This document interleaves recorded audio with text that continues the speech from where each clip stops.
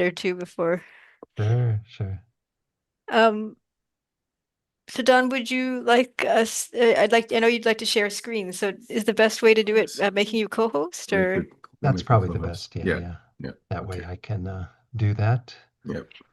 without any problem. I think Dave, you have to do that. Yep. Yep. Done.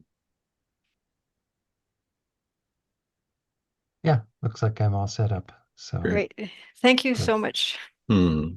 for agreeing to do this and Yeah. oh, such a wonderful Oh. day. No, my pleasure. And to give Geshe Sonam and Venerable Kadrup a chance to go into Toronto for festivities with the Yeah. Tibetans. How Yeah. wonderful. The big day there. Yeah, yeah. Yeah, it's so nice to get for Geshe to be able to see all his friends in Toronto. Uh-huh. Yeah, no, on a auspicious day like today, so Yeah. that's great. Yeah. Yes. But we still have people coming. That's Oh yeah. fine. Yeah. It's great. The more the merrier, as they always Indeed. say. Yes. Yes. It's We lovely. Minoshi heard the other day or yesterday, the day Uh-huh. before, that His Holiness announced he may live 30 or 40 more years. I didn't hear Oh, that number, but that's I Yeah. know. It's I heard astonishing. that. He said that. why I not? think that's what I heard, if I'm not wrong, but he said 130. Yeah. Yeah, I did see the announcement about his reincarnation and that, Hmm. China will have nothing to do with it. Yeah.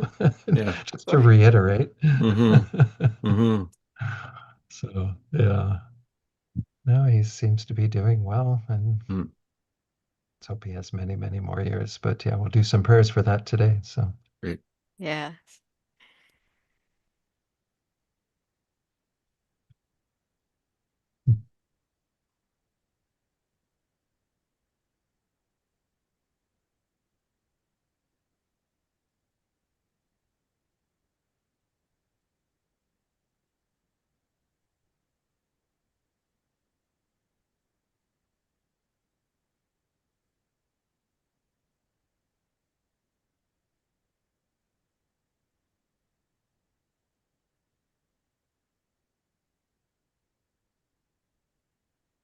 Yeah, so I think our streaming is live.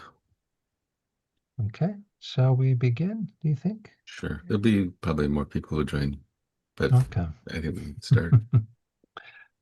All right. Well, I'll just start right away. Welcome, everyone. I'm so happy to be with you today on this very auspicious day of His Holiness's 90th birthday.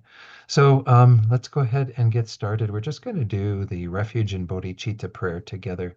I think most of you are familiar with this prayer, but we'll do a short meditation after we do this prayer just to strengthen that motivation of bodhicitta, which is, of course, rooted in compassion, kindness, the things we're going to be talking about today. So let's recite this in English the first time, and then I'll try to lead you in the chanting of the Tibetan. My voice is not so great for chanting these days, but we'll do that twice more in the Tibetan. I go for refuge until I am Until enlightened enlightened. to the Buddha, the Dharma, and the Supreme Assembly. By the merits I create through listening to the Dharma, may I become a Buddha in order to benefit all sentient beings. Sangye chodang soki choknam la jangchu bardu dakni kyapsu chi daki chunyen gi pe sanam gi dola penshir sangye dupar shok Sangye chodang soki choknam la jangchu bardu dakni kyapsu chi Daki chenen gi pe sanam gi dola penchir sangye duparsho. Okay. So as I said, we'll do a short meditation.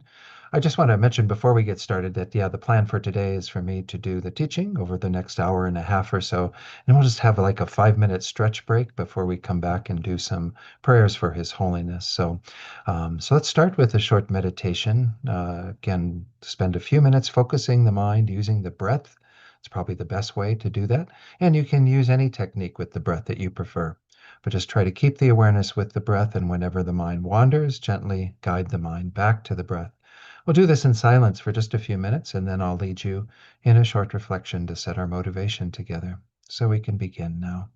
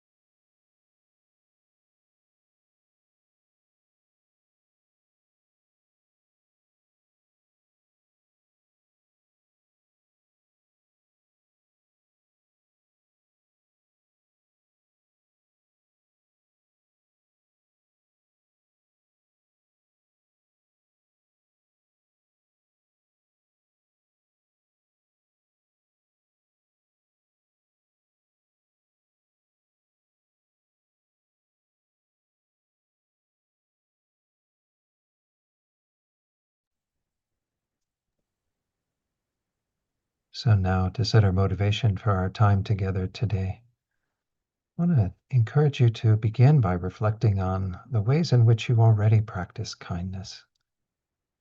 Every one of us, every day of our lives, we do something for others, something that is a selfless act of some sort, where we attend to the needs of others, even if it's just feeding our pets or taking care of our children or being kind to others at work as we go about our daily business.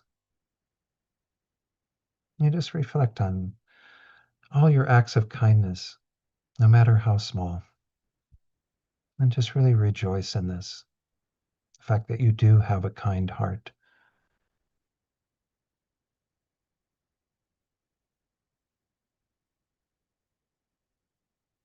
And even reflect also on the kindness of others, the acts of kindness that you witness throughout your day as well.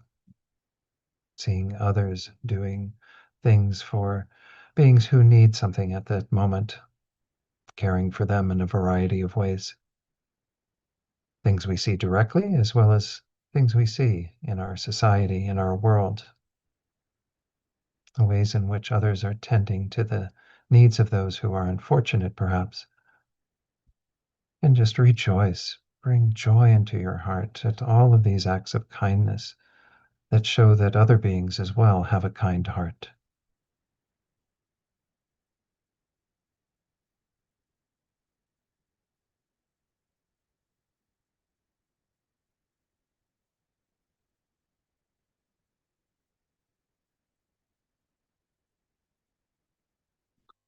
And then from that place of joy, rejoicing in the kindness of ourselves and others, let's generate the most positive motivation for being here today. And we're here in part because of His Holiness's birthday, his 90th birthday. And when we think about what is it that His Holiness wants most for us, it's for us to achieve our greatest potential so we can be a benefit to other beings to the greatest degree. So when we generate our motivation of bodhicitta, this mind that aspires to become fully enlightened, to develop our minds to the greatest degree so that we can benefit other beings, this already is an amazing offering to His Holiness. It's a gift to His Holiness. This is what He wants most for us and for all beings, is for us to actualize our true potential. So generate that mind that aspires to be a benefit to all beings and recognizes that to do this, we have to develop ourselves. We have to become a Buddha. And we're here today engaging in this teaching, in these prayers for His Holiness, with that motivation to be a benefit to all beings.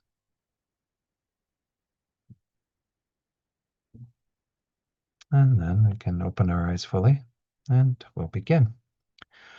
So I might say before I begin this little lecture that I put together, I've done this a number of times, and I want to talk about the first time that I did this. I've been involved with our interfaith group here in Santa Fe for quite some time. And one of the first projects that I worked on with this group, some people from the school system, the public school system here, came to us and they wanted to do a project around kindness, especially in terms of kind of going against bullying behavior that is so prevalent in our schools and among young people and what have you. So we put together a whole program that's called Stand Up for Kindness, and I'm going to share at the end of the lecture today our little 4-line verse that we put together it's for kids primarily, but all of us can benefit by taking this sort of stand up for kindness pledge. But anyway, I put this lecture together so that I could present this topic of standing up for kindness to our center here in Santa Fe, Tupten Norberling. So that's the history of it. I think it goes back to somewhere around 2013. So anyway, but I've modified it a little bit here and there, but it's really, again, based on His Holiness's words, which I'll share with you in just a moment. I hope the cuteness factor in my slides isn't overwhelming. I uh, took a lot of little pictures of animals from the internet and have adorned my slides with pictures of animals being kind to each other. And I don't know, maybe it's a little lesson there. If animals can be kind to each other, then maybe we can too. So anyway, this is the quote that I don't know when His Holiness said this. I haven't located the exact source of this quote, but it is on the internet pretty prominently. He said many years ago, "My religion is very simple. My religion is kindness, a good mind, a good heart, warm feelings. These are the most important things." And of course, in Buddhism, we have a lot of other teachings that are also embraced by as important. But really, when comes down to it, a good heart is at the core of all the Buddha's teachings and all of our practice. So, for today, what I want to talk about, and we will start off with the simple topic of what is kindness. Maybe that sounds kind of unnecessary, but nonetheless, I think we do need to talk about it a little bit, especially since when we talk about kindness in terms of what we receive versus what we give, there is a little bit of a difference, and I'll talk about that in a moment.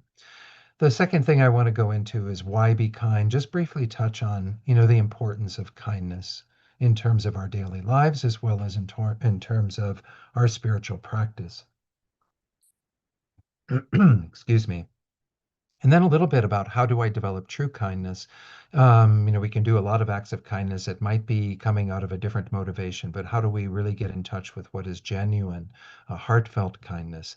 And for that, I'm going to be using some teachings from a wonderful book that is called Am I Being Kind by Michael J. Chase. And then the fourth topic, how do I make kindness my religion? Just touching briefly on kind of what it is that we need to do to incorporate this into our daily lives to an even greater degree. While every one of us had things I'm sure we brought to mind in terms of our practice of kindness, we can always improve that.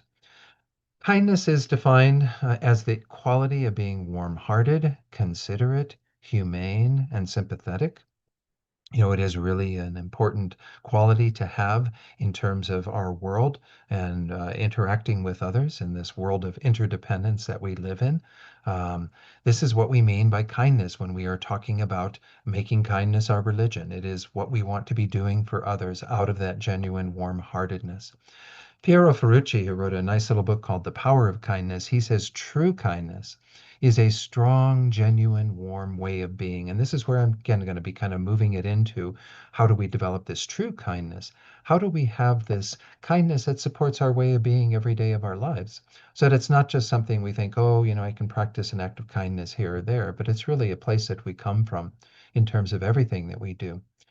So again, this is what we're talking about in terms of what we want to be modeling in terms of the behavior that we're going to be exhibiting to others. But I do want to touch on this idea of kindness in terms of what we receive and the differentiation there in terms of what Buddhism teaches. If we only say that we are going to acknowledge the kindness of others that are being warm-hearted and doing things that are nice for us, then I think that we're kind of missing the mark to some degree. Recall that we have kind of three different groups of people that we can kind of divide our world up into. And the ones who show us kindness directly are in that group we call the friends, the people who are very dear and close to us. And that's certainly an important part of our experience of kindness. And certainly when we are growing up, that's how we first learn kindness, is because others who are in that circle show us kindness themselves, and we learn to then reciprocate and show kindness to others. But that's not the only kindness that we receive. The second type of kindness that we receive comes from those people who are strangers to us. And I always point out, having we all went through the pandemic together, those years where we had to depend upon the kindness of strangers, right? People who were doing things that we depended upon for our daily lives. If we didn't have the food that we ate, the clothes that we wear, that keep the energy going to warm our buildings or cool our buildings in the summer, what have you. If we didn't have all of that happening, we wouldn't have survived the pandemic, right? So we needed the kindness of strangers, but that's the case all the time. It wasn't just during the pandemic that we needed that. It just became a little more obvious, right? So the idea is that we need the kindness of these strangers who are not doing things directly and intentionally for us, but nonetheless we can see it as a kindness because we benefit from that. In Buddhism, we tend to define kindness in terms of what we receive on the basis of what benefit we accrue from that, or we can accrue from that.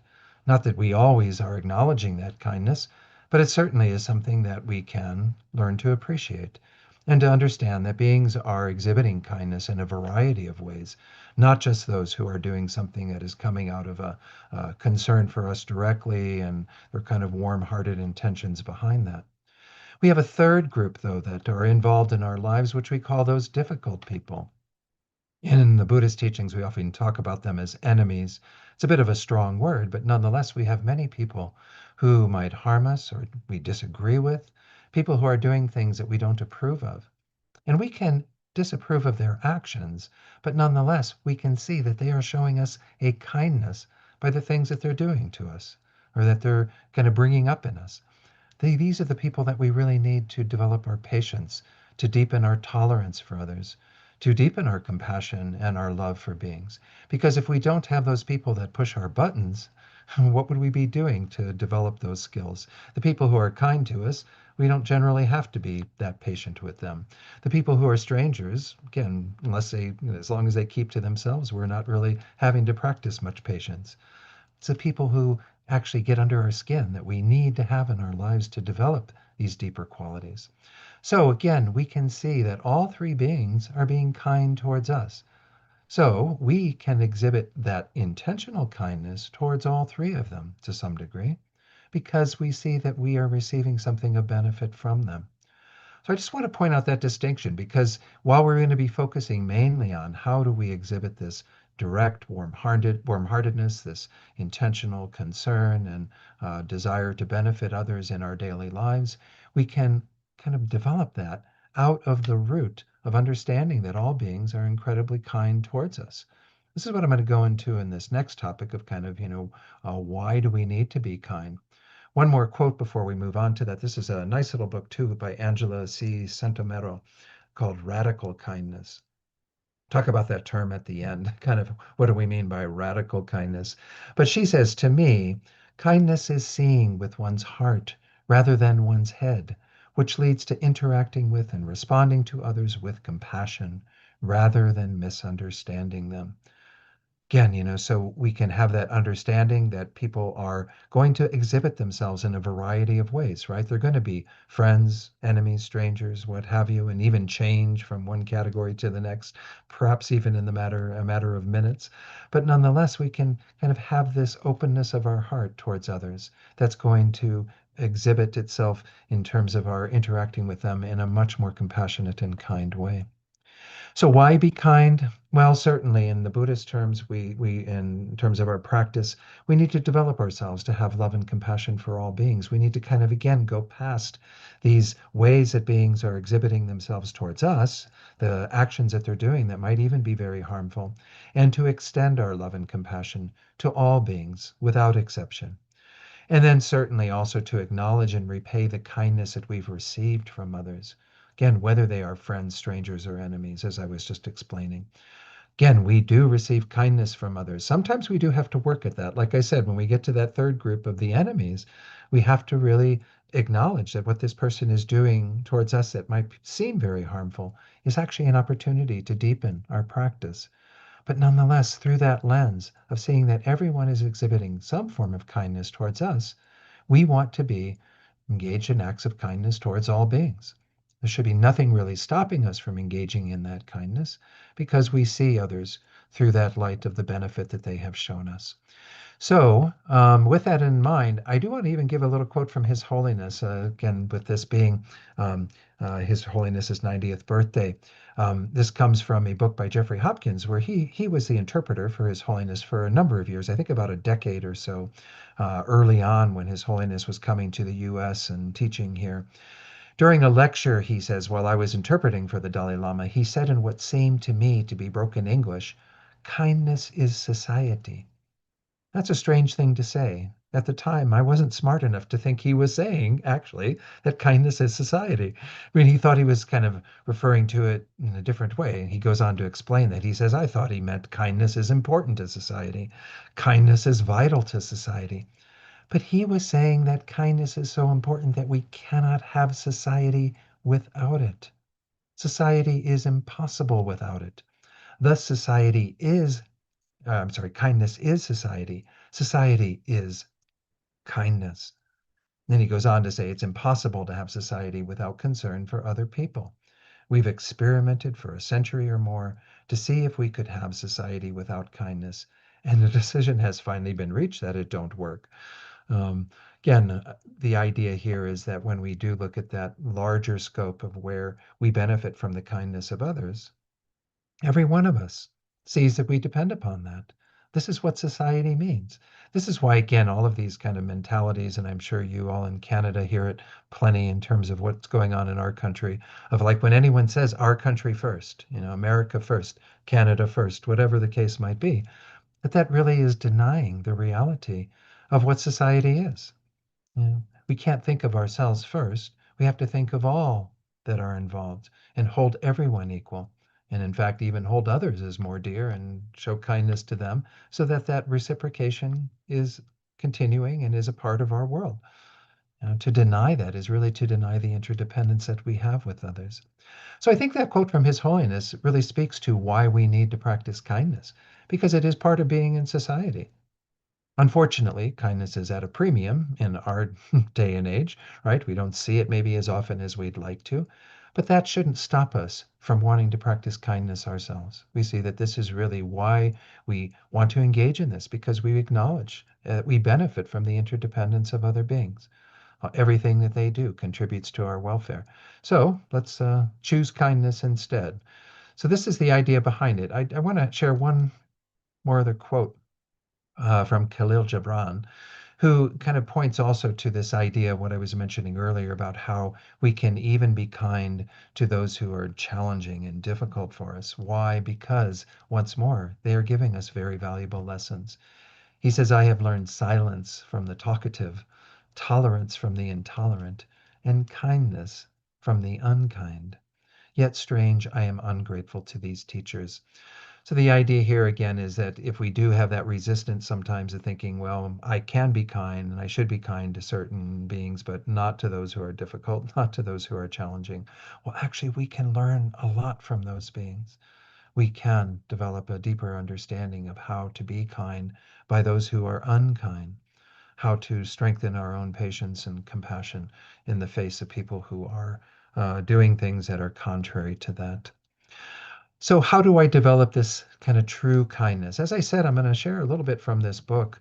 Am I Being Kind? I found this around the same time that all this was being put together, this lecture and this little campaign of Stand Up for Kindness. I don't know much about Michael J. Chase in terms of his practice, but he obviously has some Buddhist roots. He talks about meditation frequently in this book. Um, the idea is that he had a life-changing experience. I won't go into all the details of his life, and he kind of decided that this was how he was going to live his life. He developed even what's called the Kindness Center. It's in Maine in the US. And he does a lot of work around trying to improve people's skills and abilities around kindness. We might think, what do you all have to talk about in terms of kindness? Isn't it very simple? But he actually gives a lot of information that once more fits very neatly into the same message that we get from His Holiness the Dalai Lama in terms of kindness being our religion. And moreover, it gives us some pathways that we can understand how to increase and develop our compassion and kindness so that we can be with others in a more genuine way. So I hope everyone will appreciate and benefit from what he has to say. First of all, I'm going to start once more with a quote from His Holiness. He says, "There's no shop that sells kindness. You must build it within. You can transplant hearts, but you can't transplant a warm heart." That's a very clever quote, right? So the idea is that kindness still, even though we might think it's somewhat simple in terms of a concept, does require us to do the work, does require us to tend to our hearts, to open our hearts in as many situations as we can. So these are the 5 steps that Michael J. Chase sets out that, again, are all very, very applicable, in my estimation, to making kindness our religion. The first of these 5 that I'm going to talk about is being aware of our thoughts, words, and actions. So let's go through these individually. I won't talk about all of them on this slide, but this is what we're going to be doing for the good share of the time coming up. First of all, this idea of being aware of thoughts, words, and actions. Well, this, of course, is pointing to one of the most fundamental things that is taught in Buddhism that all of you, I'm sure, have had exposure to and have developed to some degree through your Buddhist practice, which is what we call mindfulness. Mindfulness is one of the most important skills that we can have. Now, mindfulness in our culture has become a bit of a kind of a buzzword, and people, engaging in lots of mindfulness practices and what have you, perhaps even outside of a spiritual context. But in our spiritual context, it really plays a very important role. Mind is central in Buddhism, obviously, right? Even when we talk about these qualities of the heart, they're within our minds. They're things that we develop through the thoughts that we have and how those thoughts get expressed in terms of our working with others. So the idea is that we need a tool to be able to work with our minds. And one of the most important ones is mindfulness. Mindfulness is the ability for us to attend to and be aware of what is happening in our minds at any moment. In our meditation, of course, mindfulness we develop by attending to the object that we're meditating on.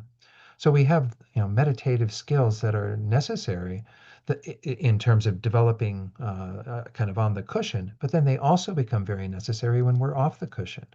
If we kind of lose that mindfulness when we get up and after we've done our meditation, then what was the point of it? The whole point of our meditation was to help us to become aware of what sorts of thoughts we want to introduce into the mind, and then to continue to hold that awareness so that we can make sure that we're living by those thoughts.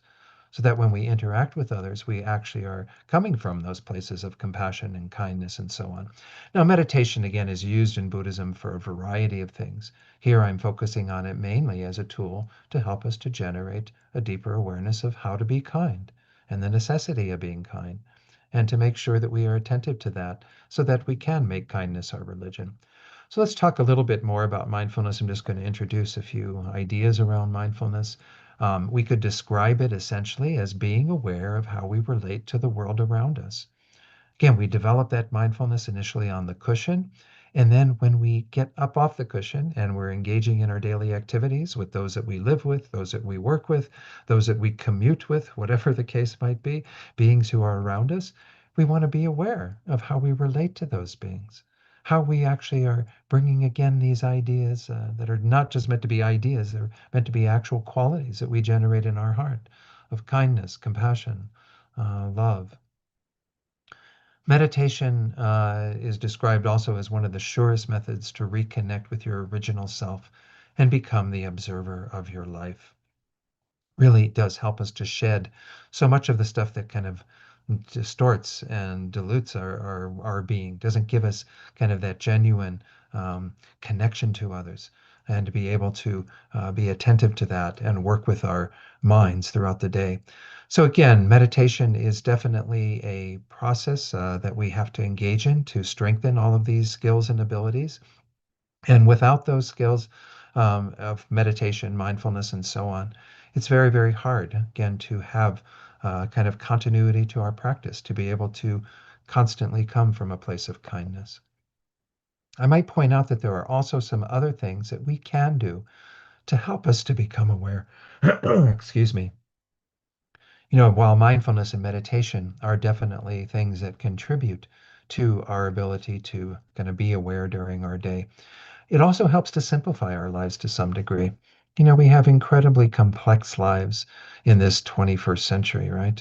We have so many things that we're attending to, all of our devices and all of our, various ways of kind of being involved in the world around us that are sometimes, again, very distracting for us, kind of take us out of that place of kind of inner awareness and what have you. To the degree that we can simplify our lives, this really does make a difference. Yeah. Again, it's not, a hard, fast rule. Certainly, many people have very complicated lives and still are able to stay in touch with these skills of mindfulness, being able to be aware of what's going on. But nonetheless, I think for many of us, we would benefit from simplifying our lives. Kind of going along with that is the idea of also slowing down, right? We have a pace to our society that is really quite unnerving. This is why, once more, we have so much sort of attention deficit. We use this word attention deficit to refer maybe to a more specific pattern that we see in the minds, but we all have it to some degree, right? Because we are always on this high speed, attending to this, attending to that, constantly keeping up with the sort of rat race that we've created. But if you slow down and pay attention, we actually find that we've got a lot more room to be able to be aware of what's going on around us. Otherwise, we just go right past things, right? We just don't even think about what is happening around us and attending to what might be calling for us to be involved, to show some act of kindness or what have you. I might throw out there the question if there are other ideas from any of you in terms of things that you've found that have helped you to be more aware. This first sort of practice that we can engage in to help us to practice kindness. Anything that anyone else has found from their daily life that is a contributing to slowing down or being aware, what have you? Anyone? Yes, please, I Dan. find yoga has really helped me sink into my practice. Oh, great. Thanks, Jonathan. Yeah. Appreciate it. Yeah, yoga, and I used to do Tai Chi. I don't do it as frequently now anymore, but any of these kinds of disciplines that you can see they're involved in a lot of the same things, right? To slow down a bit, to be more attentive and aware, it really does help. Yes, thanks, Jonathan. Yes, Daphne. Just keeping a diary, just reflecting on your day, and then Mm, see if you would change something or repeat something. wonderful. Yeah. Yeah, that's a very powerful thing to do as well, Yeah. to journal, do a diary of some sort that kind of allows you to reflect on what all happened. And if you don't write things down, certainly you can still do that. At the end of your day, you can, spend some time in just sitting down quietly and reflecting on the things that you did, rejoicing in them to some degree, things that you'd like to improve on that you maybe didn't do as skillfully. I think that helps a lot as well. Yes, Genoa, please. Richard Rudd, who does the Gene Keys, suggests that we do something called pausing throughout the day, which is simply just stopping. Mm-hmm. And he's got an app that is every 3 hours for 3 minutes where you just stop. And if Great. you're busy doing something, you just increase your awareness. But the That's point great. is that we just pause. Yep. It's so important, so important. We kind of forget that. There's a little practice around gratitude that's done by Brother David Stundle-Rast, where he has this schema of stop, look, and go. Just like what we did when we were little kids, learning to come to a cross an intersection, right? And there's a light there. You stop, and then you look, and then you go, right? But you have to stop. The thing is you have to pause. Pausing in throughout our day is really important so that we can then maybe look around, see what's going on in our world around us, be more aware, and then we maybe go from that place, decide how we're going to interact with our world on the basis of that. But that first step, as you point out, Jenna, is really important. Yes, Ryan, please. Yes, one of my favorite buzzwords lately has been emotionally regulated. And just Ah, asking myself, am I emotionally regulated? Am I physically regulated right now? mhm. How am I feeling in my mind and body? And if it's not good, just allowing that to be the prompt to try to regulate myself. And just that simple framework has been very helpful, just acknowledging there is dysregulation and picking my best tools to come back to a regulated state. Wonderful. So important because, yeah, we don't realize sometimes how we've gotten off through our emotions being out of balance. There's a wonderful technique of kind of placing one hand over your heart area, one kind of in the abdomen around the solar plexus. And this can be just like putting the hands in these places can help to, through the physical cues, regulate our emotions to some degree. But very important to do that. Thanks, Ryan, for sharing that. Anyone else, anything you found around what helps to be aware? Please, Natalie, good to see you, Natalie. Oh, you need to unmute. I'm sorry. Natalie, yeah. Uh, Oh, there we go. there we go. Sorry. That's all right. Not used to this iPad. I find going for walks or just sitting in nature helps me be mindful. Like it's the stop, look, and go thing. You can't help yourself when you're in nature. You have to do that because it's so beautiful. And paying attention to what you hear and what you feel and what you smell, Yeah, what you it see. is. Yeah. I think that Michael J. Chase mentions that in here as well. I didn't include it in the little list, but yeah, being in nature oftentimes does help to just get back into that place of a deeper awareness. And I think for me, it helps me feel grateful too. Yeah, yeah, yeah, absolutely. Thanks for sharing that, Natalie. Yes, Emily, good to see you, Emily.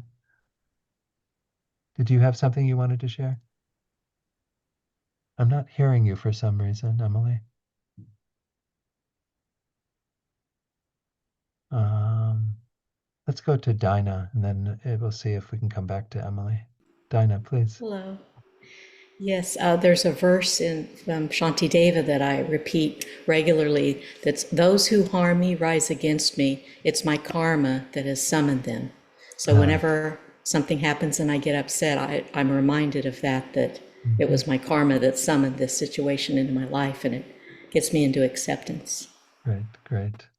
Yeah, those cues that we have from verses that we might remember are very useful to help to be back in that place of awareness of, yeah, I don't need to react in a particular way in that moment. Thanks for sharing that. Yeah. Carol, please.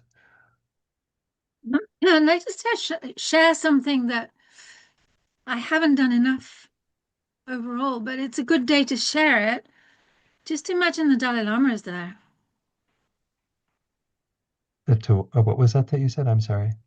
Just to imagine that the Dalai Oh, Lama is there. He's like okay.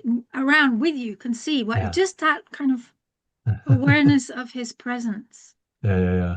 That is a good way to kind of keep back in that place of awareness. Is that if he was there, we think about that. They say that's very important to think about any teacher that we have, kind of imagining that they are there with us, and we might behave very differently. Right? Let's go back to Emily. Just want to see Emily. We Yeah, weren't can you able. hear There you me? go. Yeah, we can hear you now. Oh, Yes, great. thank you. Thanks. Thank you so much, Don, Hmm. for being here. Sure. I I think this is stating the obvious, but hanging out with everybody here Yeah. and people in the Lamayeshi community, and I've just had so many. I'm so much better. Someone said, don't hang out with toxic people. But I like being here with everybody. No, and this is an important part of our support as well, Emily, as you point out. We are greatly influenced by the people around us. They have this wonderful analogy for that in the forest, the sandalwood forest in India. The trees they do fall and what have you. So you have the sandalwood that is in the tree, the floor of the forest. But then when any other wood comes into contact with the sandalwood, as it sits with the sandalwood, it takes on the scent of the sandalwood, right? So this is, kind of an analogy for how we kind of take on the scent of the people that we hang out with, right? In terms of their morality, in terms of their behavior, in terms of how they look at things in the world. Very important for us to have a spiritual community. It kind of reinforces the things that we're trying to practice. So you're all blessed in having the Lama Yeshe Ling community there, and to really look at that as also a way of helping to increase our awareness of how we are and how we want to be in the world. I thought I saw Dorothy. Did you have your hand up? Yes, please unmute. And you need to unmute, Dorothy. Just need to hit the unmute button on the bottom there at the Okay, now? audio. Yeah, we got you Okay, now. great. Great. Thank you. I just thank you, Don, for being here. Sure. I'm part of the Lama Yeshe Ling from a long time and a long time student of the late Lama Zopa. Anyway, thank you. And the reason I kind of jumped in, generally I stay in the back and watch stuff, but somebody talked about regulation, self-regulation, and I wanted to sort of add a bit to that. And I wanted to say we need to be co-regulated. In other words, we can't do it alone. So the Sangha, in this case, are our co-regulators. So everybody who just spoken had attested to the fact that being part of the Lama Zopa, being part of the Lama Yeshe Ling, is actually making their lives better, or they feel more able to notice things and be regulated better. So we need co-regulators. And so our center, the whole group here, we co-regulate each other because we support each other. We kind to each other. We're also kind to the world, but we have each other, and that is what co-regulates us. And I think we all need that. Thank you. Well, thank you for pointing that out. That's a nice way to talk about, what a spiritual community is for us. Don, can Yeah. I add something? Yes, please, Emily. Oh, Yeah. I have been doing the 21 Taras with other people, and I find if I have a commitment to somebody else to get up and do it or to sign on, we usually do it on Zoom, just to show up, then that means that I actually do it. Is it so true? If we don't show up, good luck. Oftentimes we don't do things that we should be doing. So yeah, thanks for sharing that, Emily. Yes, Brigitte. Yes, I'm thinking also to take examples on animals, because their behavior, I mean, they are so quiet. Sometimes just watching my cat makes me really relax and then saying, the essence of, I mean, we are animals, all right? I mean, intelligent one, but we take I mean, they are good teachers to remind us, to quiet down and to be mindful of life around us. They are helpful reminders. I have two cats here, and they often remind me of that, just to kind of slow down a bit, be in that more quiet space. So some animals maybe are not as good at doing that as others, but thank you for sharing that, Brigitte. Yes, Dave, please. We have a comment on the social media from Bobby who says, Okay. Motherhood was the greatest teacher for me. To have the responsibility of raising good humans, being their example is an amazing responsibility, and they are wonderful mirrors of reflection. This is a very powerful and wonderful way to help raise a kinder, more compassionate generation. Good, good. Yeah. Yeah. Very nice. Appreciate that comment very much. Yeah. So, yeah, there are lots of reminders that we have in our world, certainly, from experiences of being a mother, father, someone who's caring for others. It's definitely something that we can bring to mind. Um, I might mention that there was another comment from Carol in the saying, also think, what would His Holiness do or say in this situation? That also, if we kind of think about those people who we are trying to model ourselves after, we can think, there's all those books, right? What would Jesus do? What would, Buddha say? What would all these, ideas of who those people who we are modeling ourselves after, what would they do in that situation?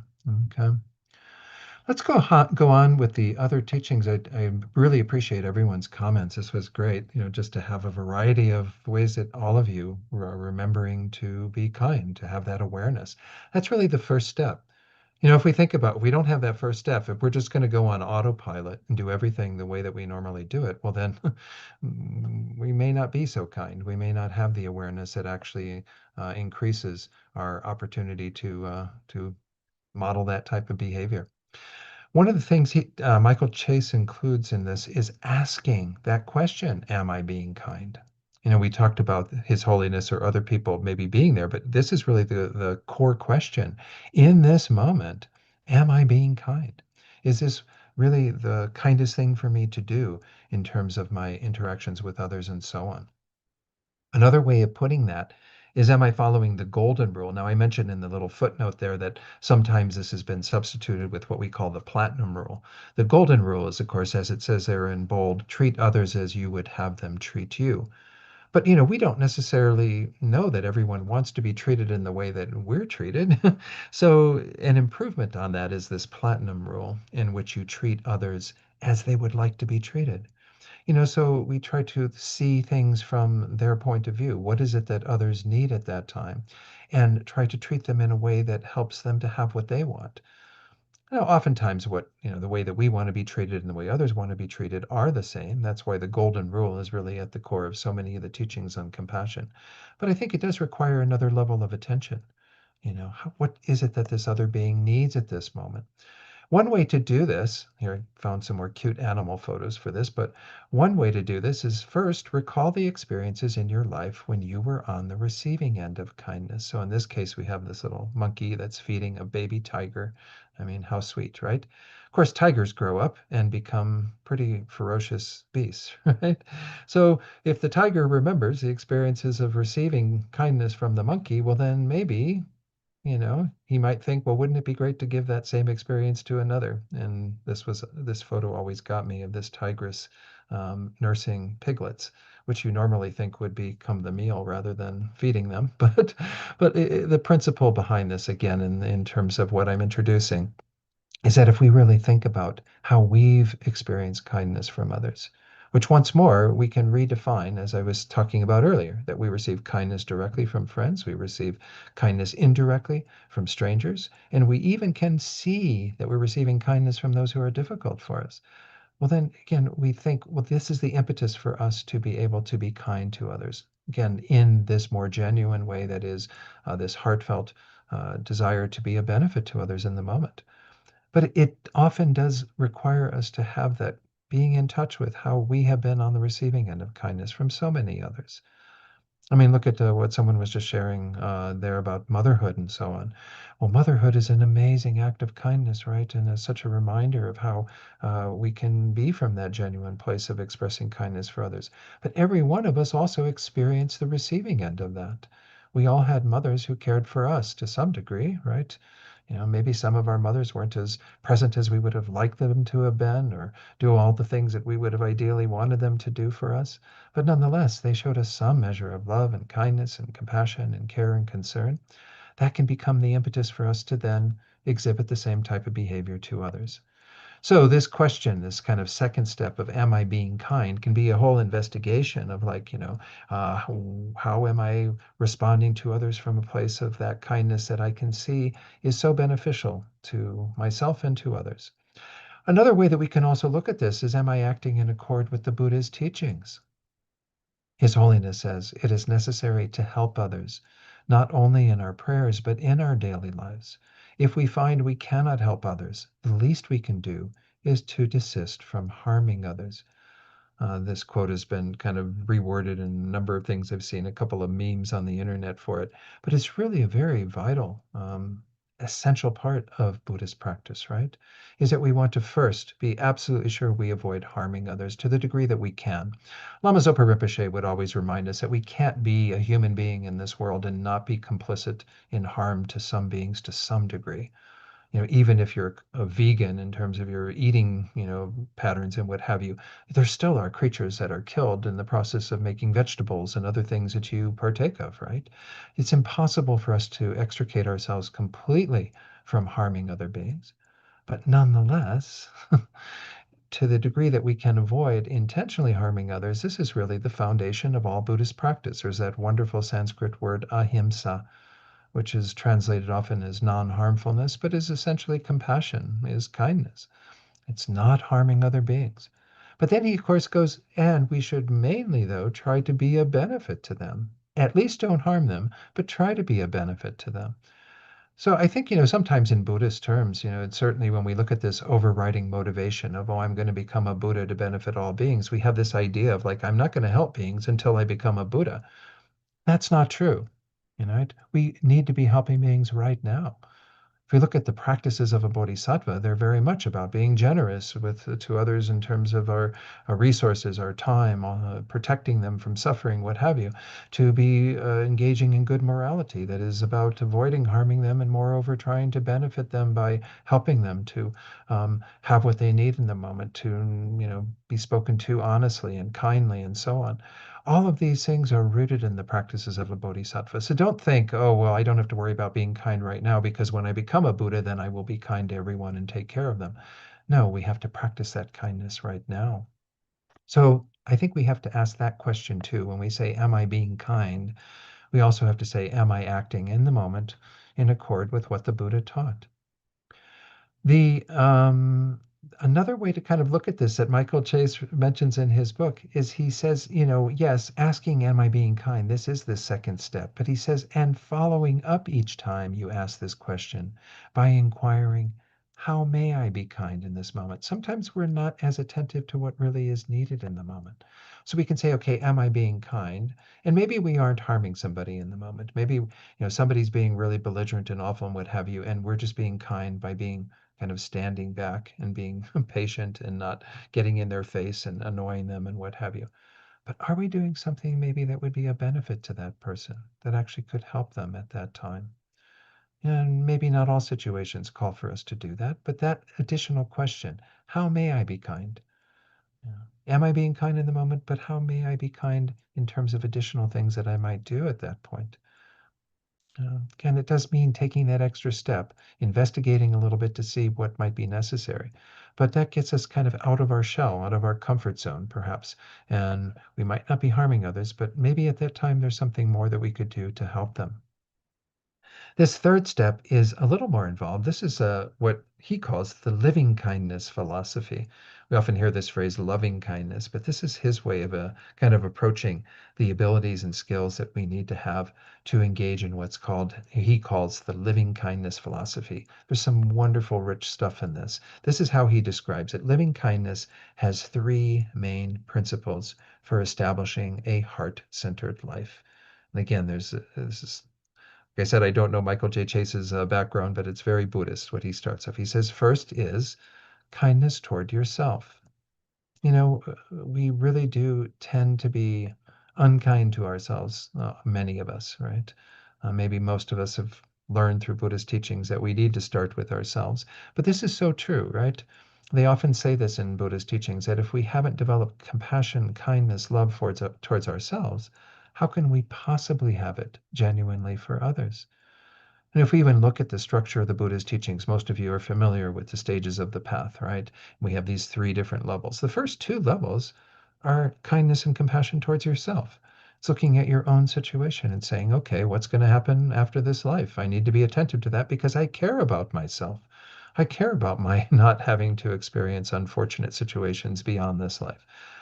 And secondly, caring about myself in terms of continuing to be in samsara, this cycle of existence. This is really genuine caring and concern for ourselves that we have to start with.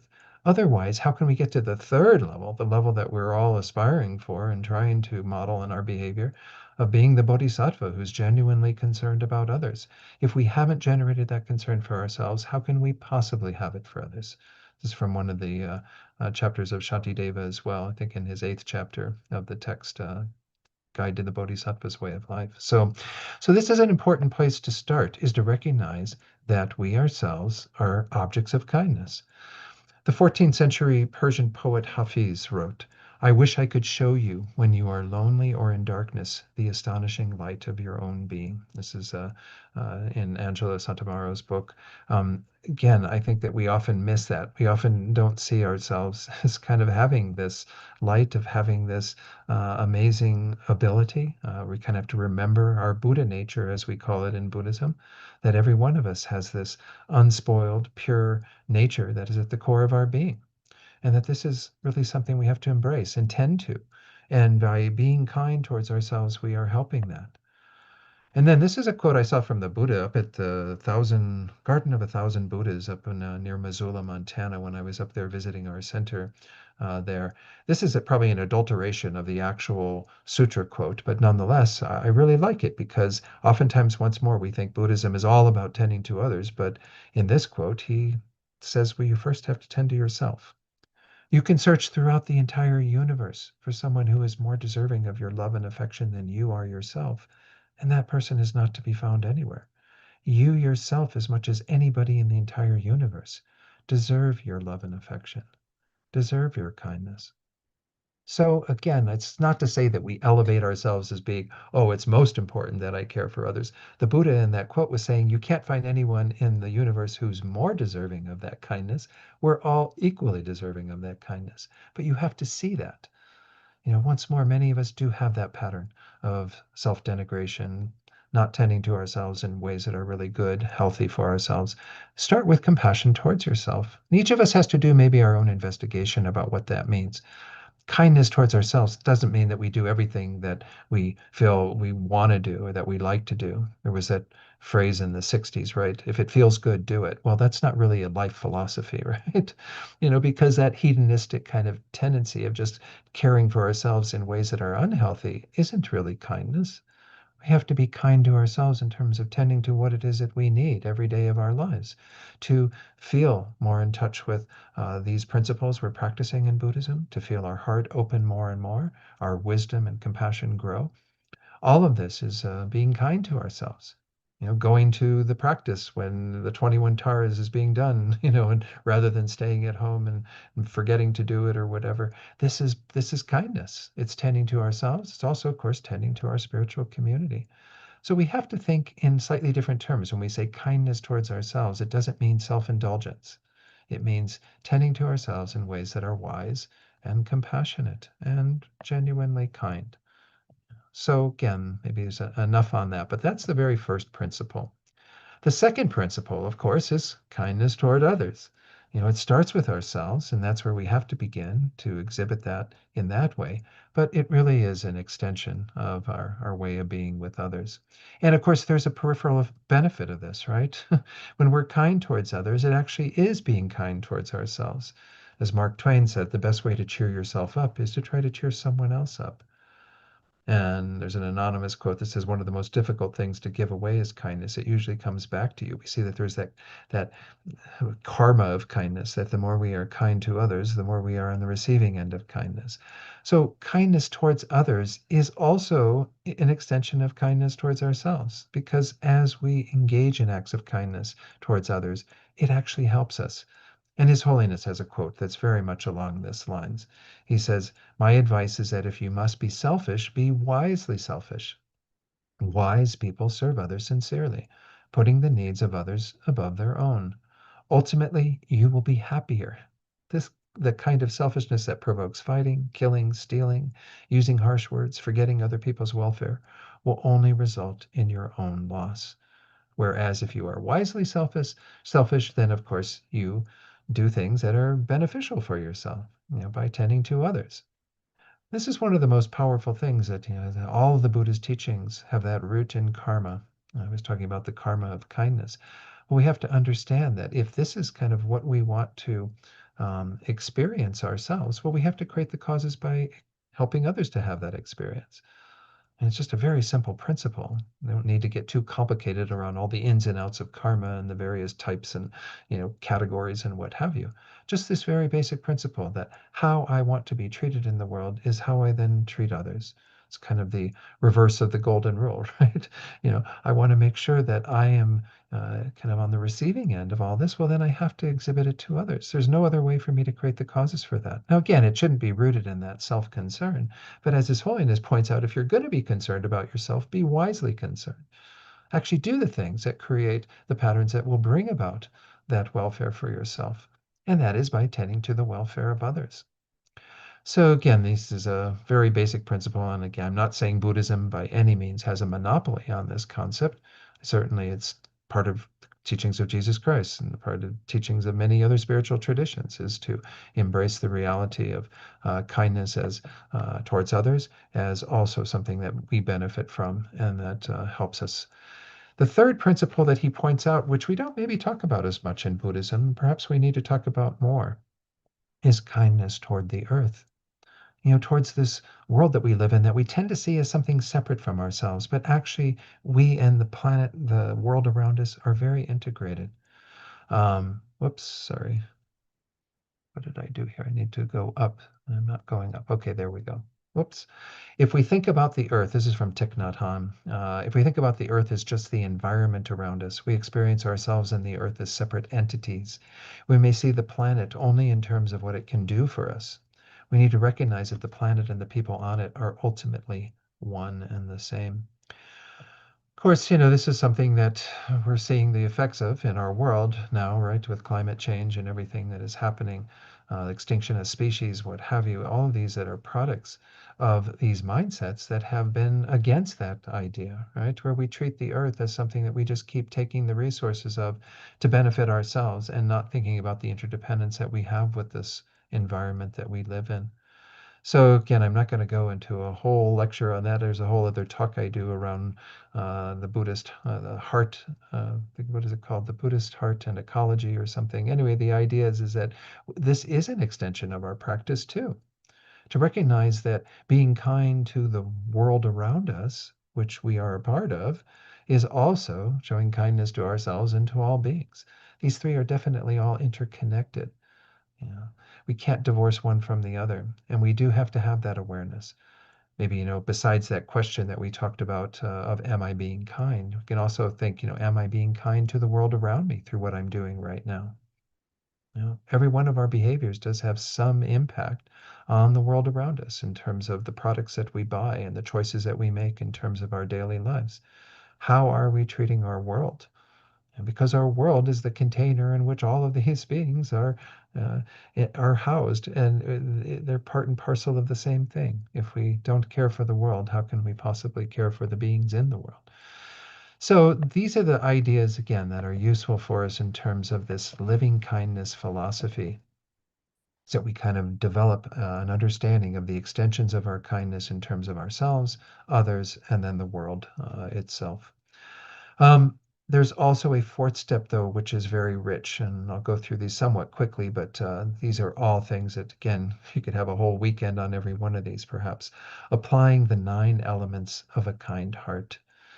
He's identified 9 things that he feels contribute to having a good heart, a kind heart. Developing a kind heart, His Holiness says, does not involve any of the sentimental religiosity normally associated with it. It is for everyone, irrespective of race, religion, or political affiliation. It is for anybody who considers themselves a member of the human family. So again, this is why we need to acknowledge these 9 sort of factors that contribute to a kind heart, is because every one of us can develop it to a greater degree. So the first of the 3 of the 9 elements of a kind heart is that a kind heart is attentive. We already talked about being aware, but this is the idea of recognizing the needs of others that we actually see when there's something going on that we need to attend to. I mean, I'm always amazed when I see these videos. Of quite astounding how courageous people can be when there's like a motorcycle accident or something. There was one I saw where a motorcycle, I think, had gotten run over by a car, and the driver was underneath the car, and the car's bursting into flames. And people go running to help this person get out from underneath the car, right? Pretty amazing stuff, for people that it's a complete stranger that this is happening to, right? And that's a pretty extreme act of kindness. But nonetheless, if we're not attentive and kind of watching the world around us, we might miss those opportunities to be kind. We might not notice somebody, an elderly person who's struggling with getting groceries into their car, that we can just go and offer our assistance. Very small things that we can do for others. Being attentive is a major factor in terms of our ability to make kindness our religion. You have to be authentic. Initially, Buddhism is very much fond of the idea of fake it till you make it, but we want our acts of kindness and our kind heart to be genuine and acting from truth. To really have why we are doing things be about the other person, that we are really wanting to be interested in their well-being, and to act from that place of understanding the other's needs, the need for us to be responsive to that, and so on. The third is that the kind heart is charitable. It gives, yet expects nothing in return. And we always have this idea of kind of unconditional giving. It's hard to do, right? Because we do have that tendency in our world of quid pro quo, tit for tat. I'll do this for you, you do this for me. And of course, that's a pattern of attachment. That's not a pattern of genuine giving, genuine generosity. Our generosity should come from a place of concern for the others with no idea of recourse of someone doing that for us. If they do that for us, that's fine. That's part of our society and reciprocating that kindness.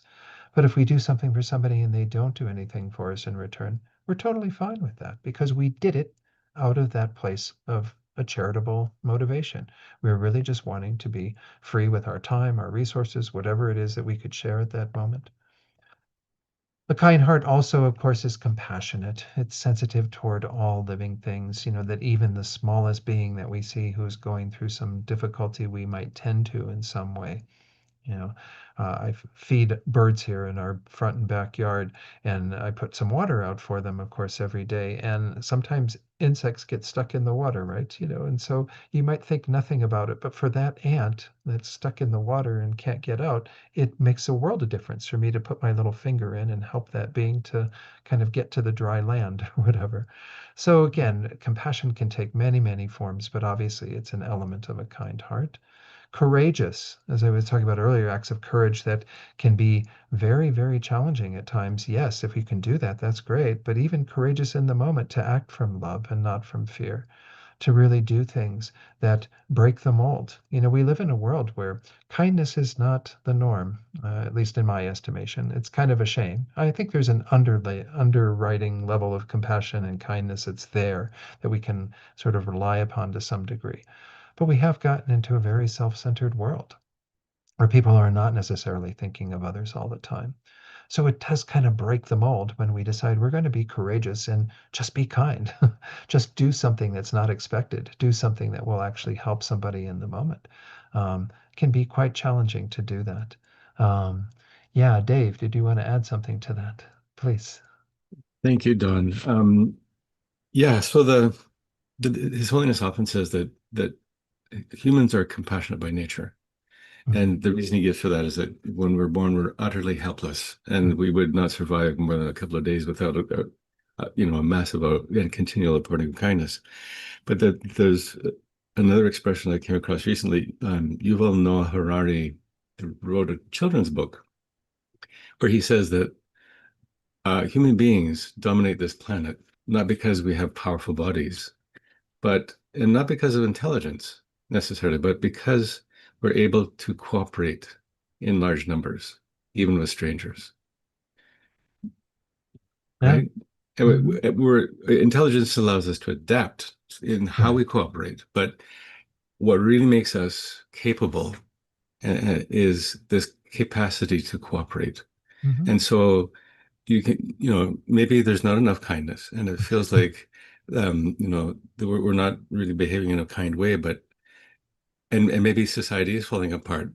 But without this You know, yeah. So if our survival depends on kindness. Absolutely. It has always, and that will continue to depend on kindness. Yeah, that's it.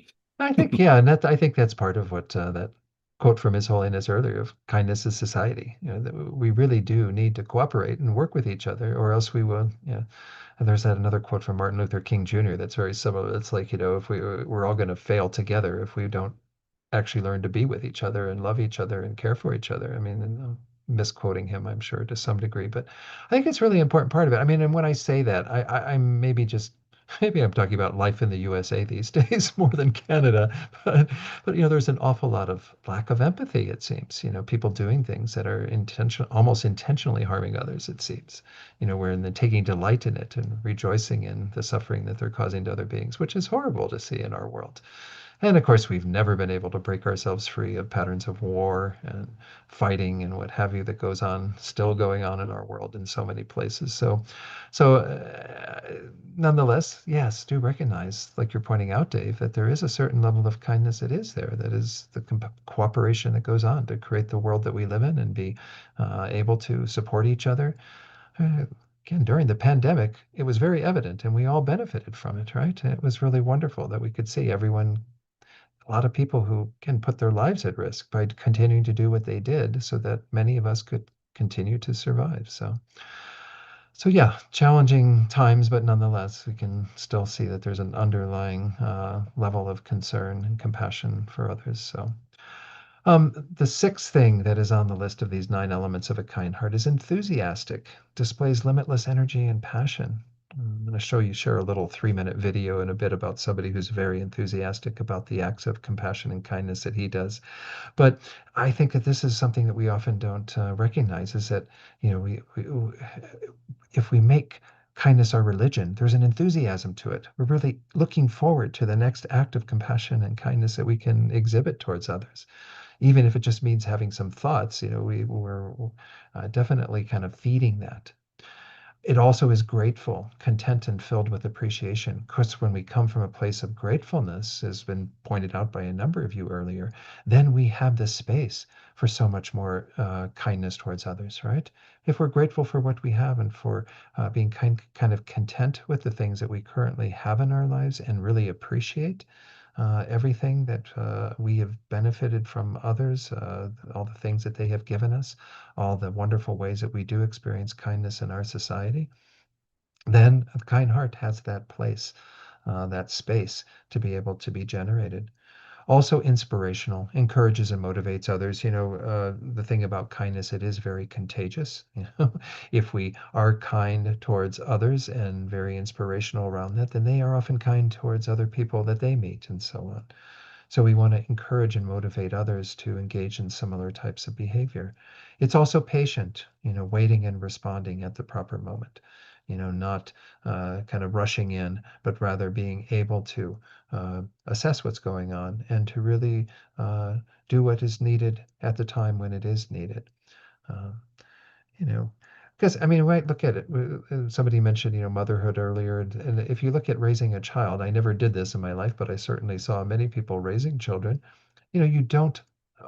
Sometimes a kindness means letting a child who's learning how to stand fall on its bottom, right? Because you're not going to learn how to do that without a few, you know, times that you don't succeed. And so sometimes we have to recognize that being kind, there is a patient element to it. We don't always rush in and do what we think needs to be done.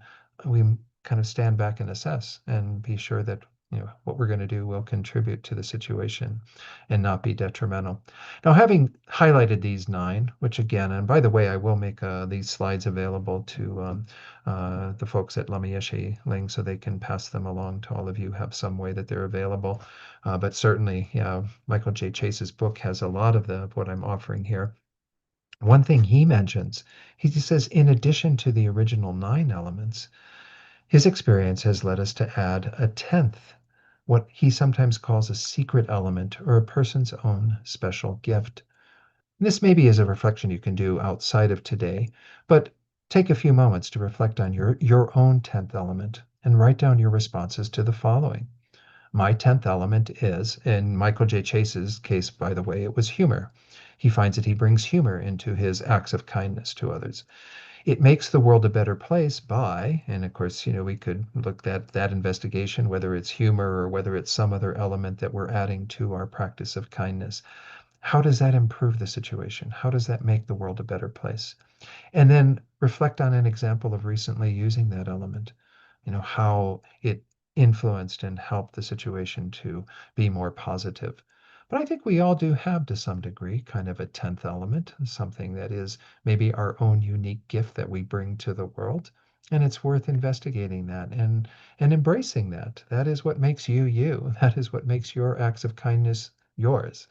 So to try to see that, yes, there's being compassionate and patient and enthusiastic and inspirational and all these things that are really important in terms of our having that true kindness, that way of living from that place of warm-heartedness. But also we all have something personal that we bring.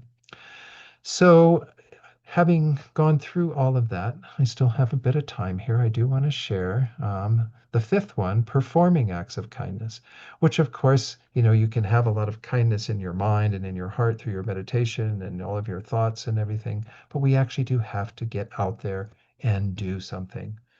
What this world needs, says Cleveland Amory, he's devoted his life to promoting animal rights. He says, what this world needs is a new kind of army, the army of the kind. Sometimes I hate using these kind of military words, but if you look at a lot of the Buddhist teachings, there's a lot of use of militaristic things. Even in Shantideva, there's a lot of references to fighting battles and what have you. But if we have this new army, the army of the kind, beings like ourselves who are dedicated to exhibiting kindness in our world, performing acts of kindness, what a wonderful force that could be. And if you're thinking, oh, it sounds too difficult to be this kind, I don't think I can do it, well, then listen to this story. Now, I'm going to actually have to take it off the sharing because I forgot to share when I came on the sound so that you will hear this video. This is a wonderful little video here. We have these things at the end of the news. You probably see them often in your news stations as well, where there's like a human interest story at the end, right? Let me see if I can get this to play from here. This is one on Performing on the CBS. biggest stage in the world was it. just one step in Just my a journey. moment. Okay. Hi, I'm Ron. Okay. I don't know why that video always brings tears to my eyes, but again, it doesn't take that much for us to be kind. We don't have to go through a lot of hoops like when it might look like Austin is doing an awful lot, but it's very simple. Some of what he does, just simply take his money, go to the store, get some sandwiches, go down to where the homeless folks are, and give them a meal. So again, we can all find our own way of perhaps performing acts of kindness. Just make it a reality. So let's just do concluding slides, and then we will do some practice for His Holiness. And from this person, Andrew Iskander, I don't know who this person is, but I love this quote, because that's what kindness is. It's not doing something for someone else because they can't, but because you can. So we really have to think about that. We don't have to look at everything from the point of view of, oh, these poor disadvantaged people. That becomes more of like an act of pity. Rather, we go, I just want to do it because I can, because I actually know that I can change this person's life in some way. How do I make kindness my religion? Well, this is where I want to revisit this concept of radical kindness. That's really what I think we mean by making kindness our religion. Angela Santamoro says, radical kindness means rooting all you say and do in kindness, being unconditionally kind all the time to everyone.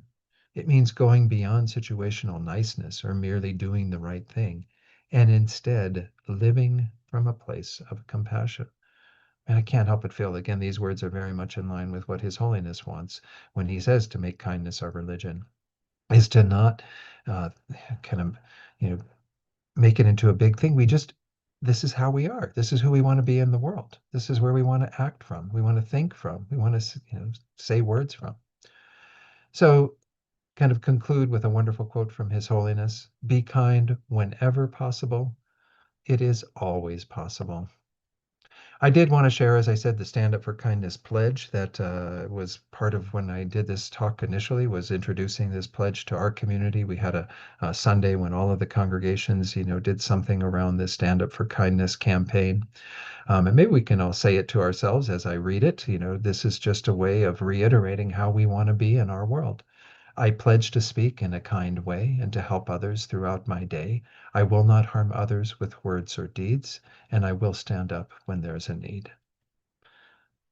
I might mention that we did do that Stand Up for Kindness pledge on little cards that we gave to the kids in the schools, and on one side in English, on the other side in Spanish, because there's a large Spanish-speaking population here in Santa Fe.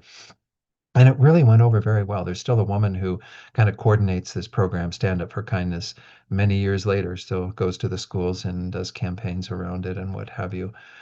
So I hope that that was a benefit. We are at 9:21, so I have a little bit of time for some comments or questions if people want to add something. And then we'll again have a very short break before we come back and do some prayers for His Holiness. Thank you for your comments in the chat box. I'm happy to be sharing some of this. Today's topic is just one very dear to all of us, I think. Yes, Dinah, please. I'm glad you brought that up because, there are little things that we can do instead of sitting around and feeling frustrated when stuff's going on. So I have these little red cards that I pass out.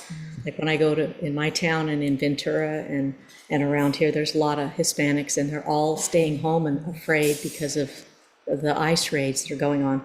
So this little red card just mentions English on one side and Spanish on the other. I do not wish to speak with you, answer your questions, or sign or hand you any documents based on my Fifth Amendment rights under the U.S. Constitution. I don't give you permission to enter my home, and so on. And it's got Spanish on one side, and you can just hold this up to the window if they come to your door. And it just makes me feel good to find people and how appreciative they are to get these cards, because there's so many people that are so afraid right now. No, thank you for sharing that, Dinah. I did see these actually at our interfaith meeting. Somebody came in with them that we could take to the congregations and what have you for those folks to either have them for themselves or to distribute to those that they know. Because it is really important, that we do stand up for others in the face of what's going on in our world. And certainly here in the U.S., there's a lot going on that requires an awful lot of standing up. And we want to do so with kindness, again, to recognize that also those people who are doing these acts, we have to have some compassion and concern for them as well. It's hard, very hard, but that's part of what we're a part of our practice, maybe a good part of our practice. So there's another comment. Let me see.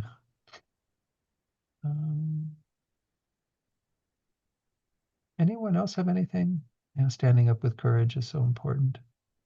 Somebody, yeah, Jano asked if you could share the pledge again. Oh, sure.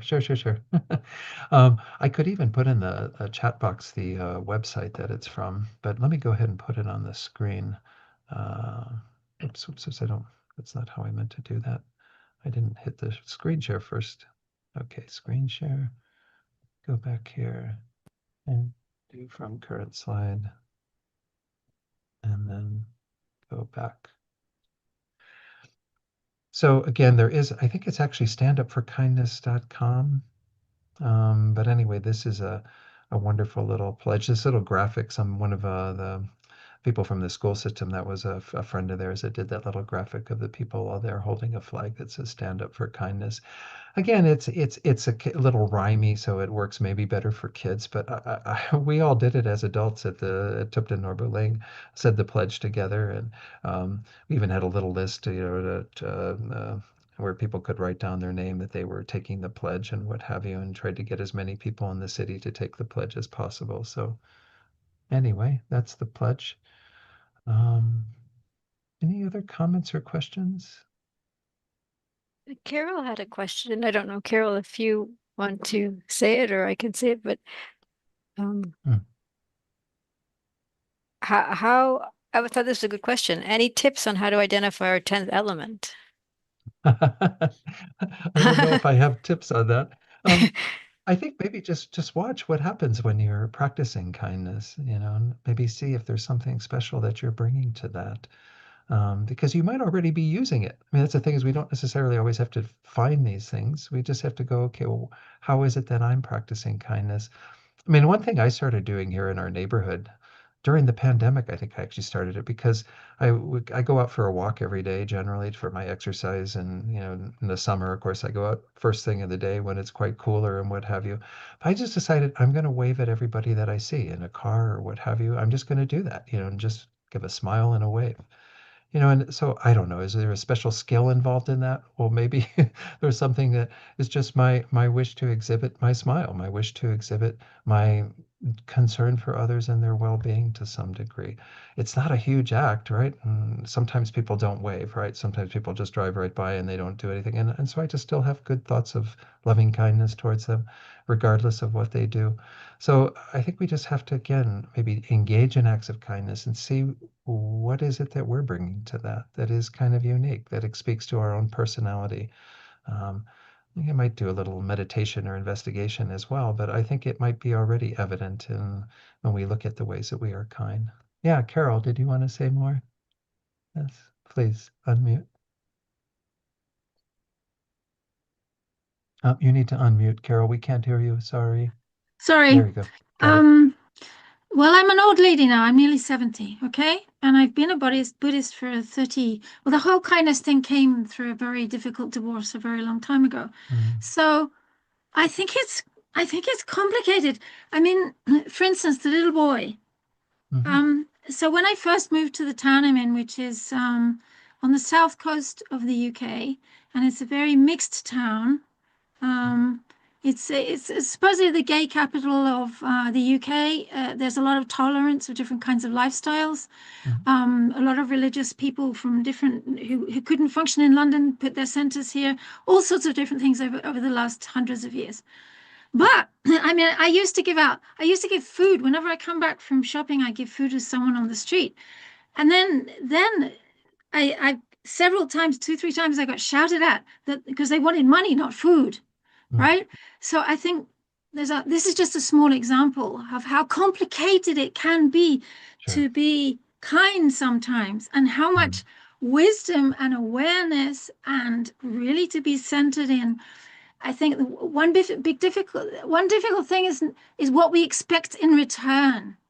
Because that can creep up inside our emotions. Why didn't they, like you were talking about the waving and people not responding, that we have to be have so much equanimity there. Secondly, we need to keep safe. Thirdly, we need to know we really need to know the language and the environment so that we can be. I think there's so many different kinds of cultures and understandings and values in the same place now that we can really put our foot in it without meaning to. Sure. So sometimes you just reduce I mean, even sometimes a smile can be not the right thing to do. I don't know. Do you know what I mean? I think maybe I'm just an old cynic, and I just have to kind of wander around and just be. My thing is like to keep myself. I've come back to my reactions, and the best thing I can do for the world is keep myself in the best emotional state I can, so that when there is a chance to react simply and kindly, I can do it with some sense and awareness. I'm just kind of putting it down that it can be quite complicated. I also live, one last thing, I live in a building with 60 people who are all vulnerable in different ways. And here the cultures, oh my, how things pan out in social housing between people is so complex. Sorry, I just wanted to put that whole, because sometimes being a nice Buddhist can be the most annoying thing ever for someone to see, No, I appreciate that perspective, Carol. I think you're pointing out something that it's in everything that you shared is really the importance of not just having, again, that wing of compassion that is really central to what we're talking about today, but the wisdom side of it, to be able to discern what is the appropriate thing to do now. So we go back to maybe that second point that Michael J. Chase raised about, am I being kind? Well, that question, am I being kind, might also entail, am I being responsive in the way I should be at this moment? Am I doing the things that are necessary at this moment? Am I investigating to make sure that my response is in line with what the other person needs and so on, and is also coming from a place of genuine concern and not expecting something for myself? So we have to do a lot of kind of wisdom side investigation in order for the acts of compassion to be really genuine. Chogyam Trungpa Rinpoche used to call this idiot compassion, where you just kind of go about being this nice Buddhist, like you put it, and just doing things without any regard for what really is needed or whether the person even wants you in their face. So we do have to be somewhat attentive to that and not be overbearing in any way or do things with misguided motivation. So I think it's very much a part of it. So don't think that, yeah, we become kind of just going about our business and perhaps even stepping on other people's toes by being kind in ways that are not appropriate or ways that are not called for.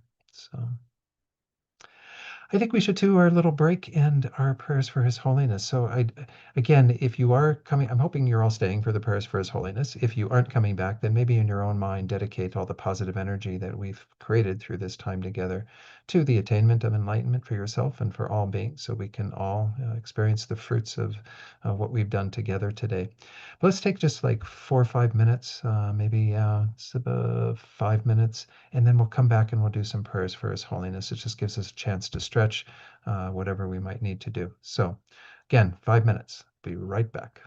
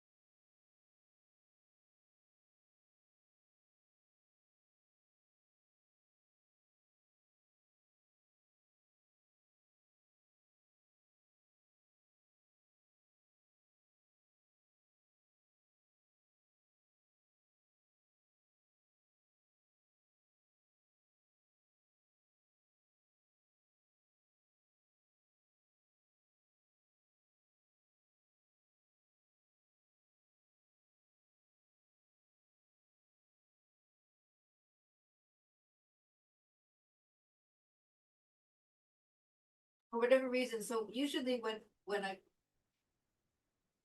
your sounds. Huh?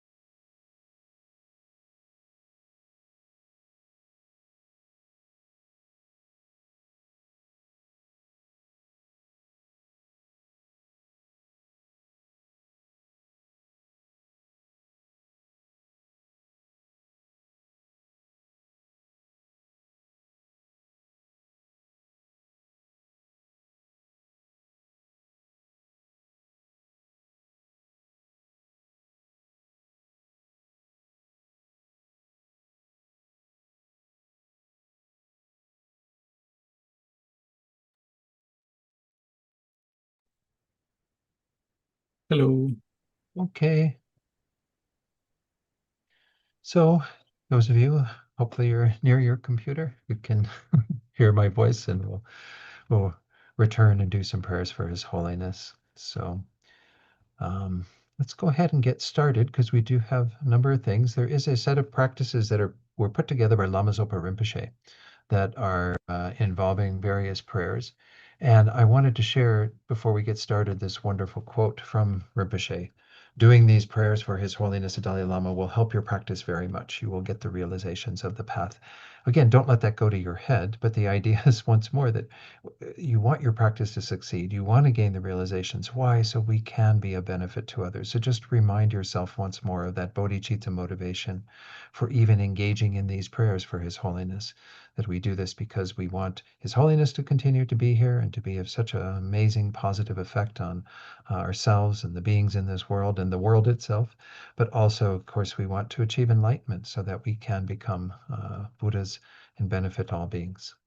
So we are going to begin with the recitation of the refuge verse. There's this wonderful little verse here. We're just going to do this in English 3 times rather than doing the Tibetan. I know the Tibetan is kind of nice to be chanted, but it does take up a bit more time.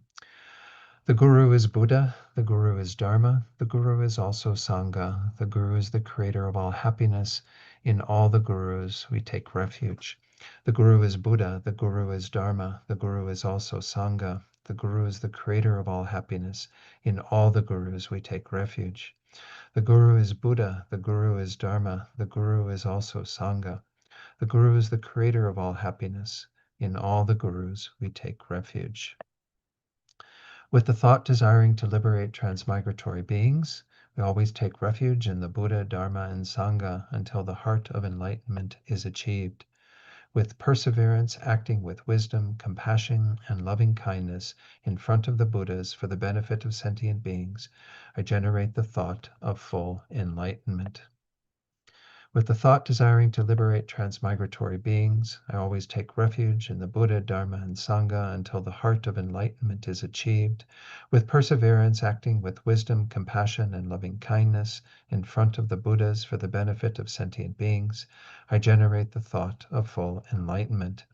With the thought desiring to liberate transmigratory beings, I always take refuge in the Buddha, Dharma, and Sangha until the heart of enlightenment is achieved.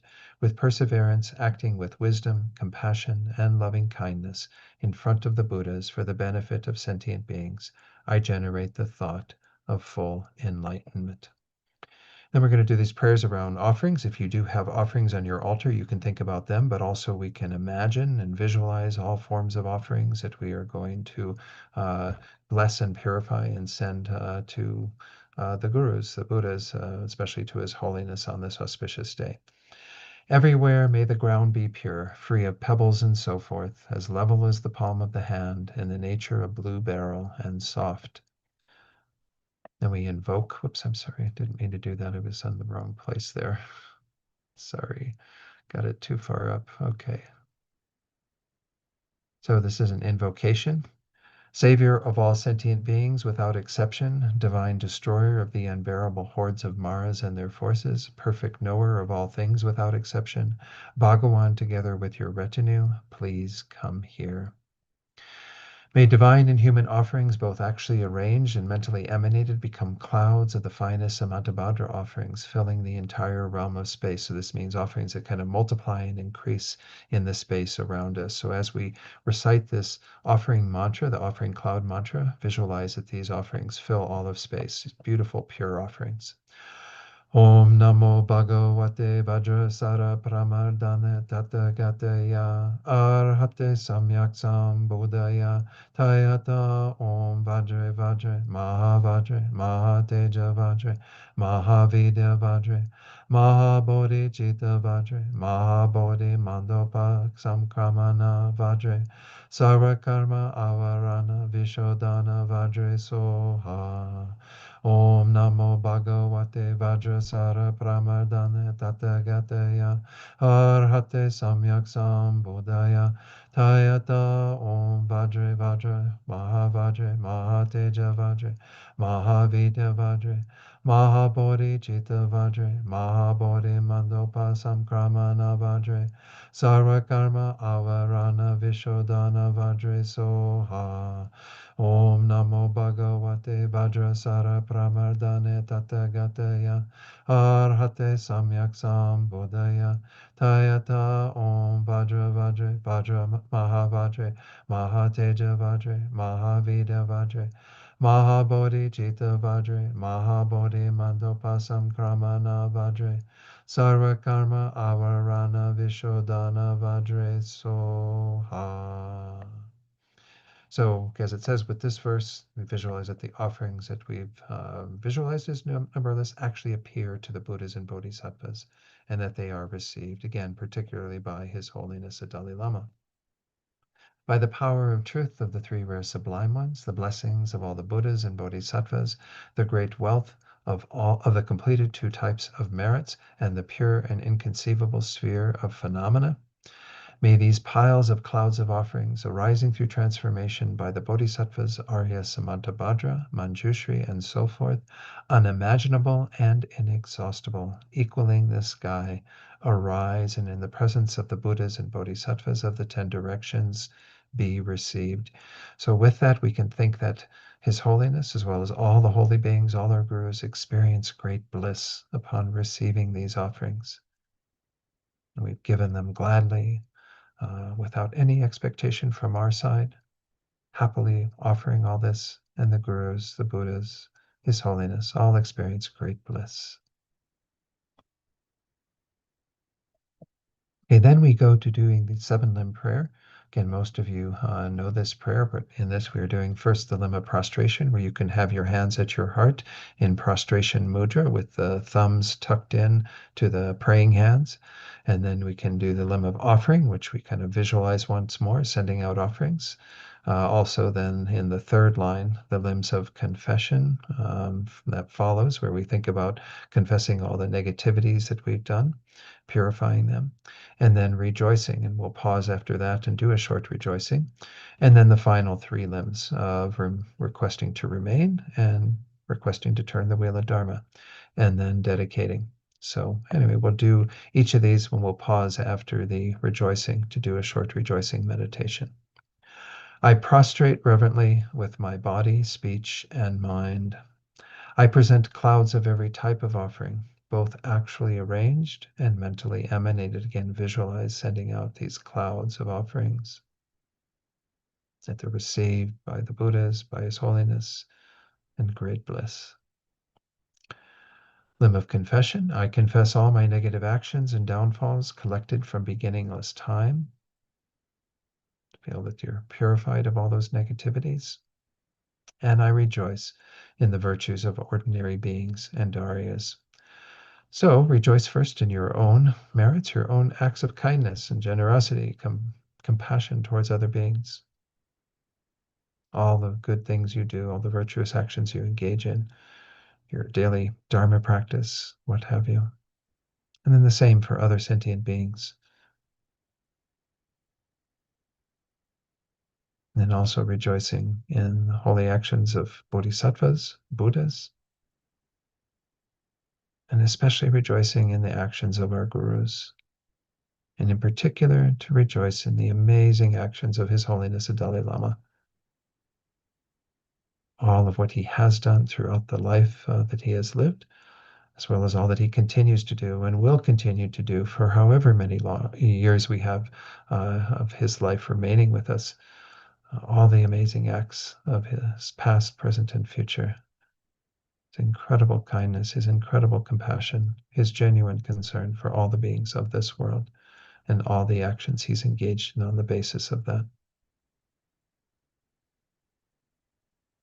And with our hearts filled with joy, we then do the remaining limbs, the limb of requesting to remain and teach the Dharma. Please remain until the end of psychic existence and turn the wheel of Dharma for transmigratory beings, especially there trying to create the causes for His Holiness to continue to be here for a very long time and to continue to teach the Dharma to us and all transmigratory beings. And lastly, the limb of dedication. I dedicate my own and others' virtues to great enlightenment.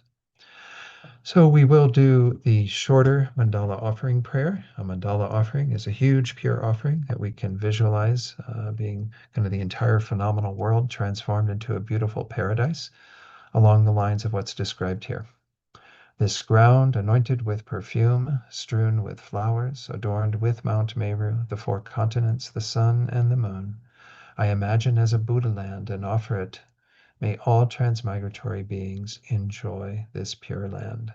Then as part of this, we make the prayer for His Holiness's long life within the mandala offering.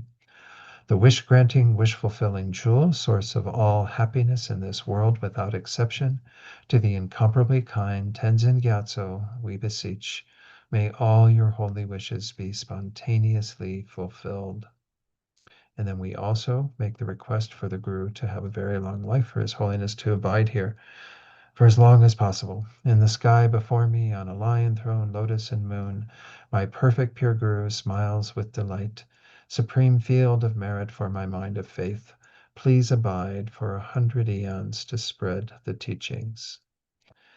And then the request for the Guru to turn the wheel of Dharma, making these requests in a stronger way.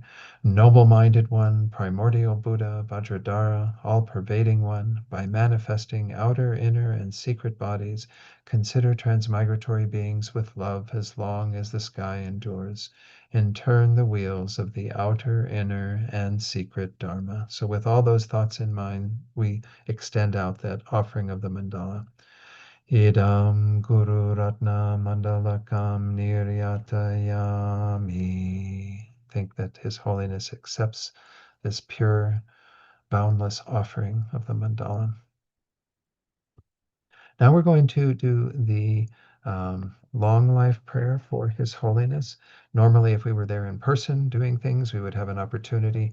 Oh, I did want to say just a brief thing about His Holiness. Manoshi asked me to say just a few words about His Holiness, but most of us have already our own thoughts from our knowledge of His Holiness. But I want to share one time when I went to teachings with His Holiness in Pennsylvania. These were the teachings on the Lamrim Chenmo that he gave in Bethlehem, Pennsylvania, I think it was, at Lehigh University. Anyway, he brought out, of course, this text that most of you know, the great treatise of Lama Tsongkhapa, is such an amazing, precious text. And he brought out the actual copy that he had brought from Tibet with him back in 1959 when he made that arduous journey to the West, essentially, bringing the teachings out of Tibet. And it was embodied in this text that he still has, his own personal copy of the great treatise in Tibetan and the pecham, the leaves and so on, the loose leaves. And he held it and said, this is the same text that I brought. It was just so symbolic to me of what the gift that we have from His Holiness, that, he brought this jewel of the Dharma that for many of us is embodied in the teachings of Tsongkhapa, but contains the entire jewel of the teachings of the Buddha that were transmitted into Tibet, that he brought out, that he, gave a chance for all of us, Westerners especially, to be able to meet with these teachings. So it just, to me was such a touching moment. Had many tears thinking of His Holiness making that arduous journey, bringing that precious jewel of the Dharma from the land of snows into all of our lives. So we can kind of hold that in our minds as we do the prayer for His Holiness, this wonderful kind of longer prayer. But all of you can bring to mind your own reflections on His Holiness as you recite this. So we'll start with this little auspicious Om Swasti. To the assembly of most kind teachers, both present and past, the miraculous dance of the body, speech, and mind of innumerable Buddhas, manifesting in accord with aspirants' spiritual capacities, the wish-granting jewel, the source of all virtue and goodness, to you we offer our prayers with fervent devotion, that Tenzin Gyatso, protector of the land of snows, live for 100 eons. Shower on him your blessings, so that his aspirations are fulfilled without hindrance.